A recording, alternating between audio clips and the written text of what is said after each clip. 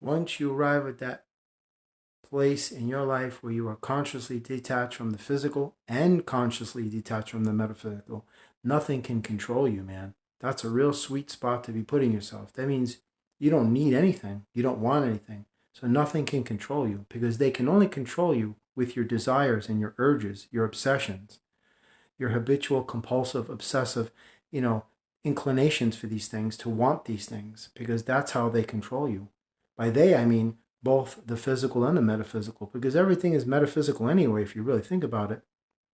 So everything metaphysical, as far as the darkness is concerned, it can't control you because it can only exploit weaknesses. And if you don't have any, there's nothing there for them to penetrate or to contaminate or to infiltrate. You won't be inhibited by these things because there's nothing for them to latch onto or to connect to. You just smooth operator, man. Just there's you can't things just bounce off of you. That's a beautiful place to be.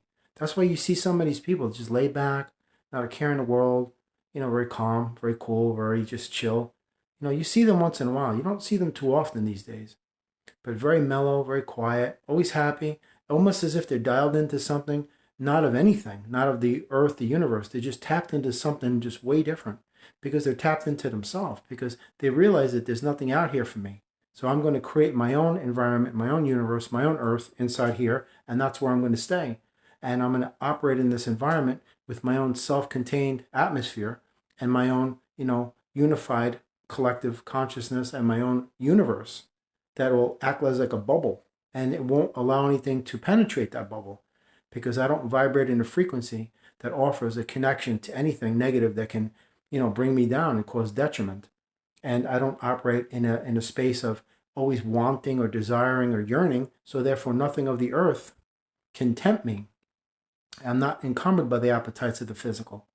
You see? So you see them sometimes. I've only seen, in my life, I've seen maybe a handful. Those are the people. Usually, like you see them like a lot of surfers from California. They just lay back, like, yeah, man, not drug induced, just connected to something other than what can be explained, man. You know, it's not like they're playing the game of life from a superficial level. They're plugged in directly to something else. And it's hard to explain. It's like when you watch somebody surfing those waves, they're dialed into something that's not of this world, not of this anything. And it's a beautiful sight to behold. Whenever anybody does something, they're just dialed into something that's inexplicable. That's beautiful because there's nothing that can touch them in that space, in those moments. So strive towards attaining whatever that is to you, man. Because you don't want to be encumbered by all of this terrestrial density, you know, all of it. It just compounds down around you, and it'll just crush you under the weight of the amount of energy you're feeding your burdens. That's the real truth. If you want to know how much your burdens weigh, they weigh as much as the energy you're feeding them. That's as simple as I can put it. So you're operating in a space that doesn't have this stuff because there's nothing that you are vibrating as an equivalent to that allows the external to latch onto you and recognize something that it can exploit. It can manipulate and it can use because you're just impervious. Because you're saying, I don't need this earth. There's nothing here for me. I'm just thankful that I'm here, but I'm just going to enjoy the journey. I'm not like, I got to live for money and I got to be successful and I got to be a superstar and I got all that programming garbage they feed you. That's the reason why people are so hard on themselves. Absolutely, man. Because all of these unrealistic expectations that they thrust upon you that you don't meet, let alone surpass, makes you angry. And then you see all of these people that they call successful and they have accomplishments and achievements, and look at them, they're doing so great. And that makes you even feel worse on yourself. And that's all done by design. Why do you think people revere celebrities? Why do you think they live vicariously through the lives of these strangers? At the same time, they're sacrificing the energy of their own life that should be used towards giving their dreams life. But they're not. They're taking that energy and giving it to strangers because they exist in an unbearable reality. That's why people formulate alternate egos and identities You know, that's why they identify with something that doesn't have anything to do with the reality that they're living in.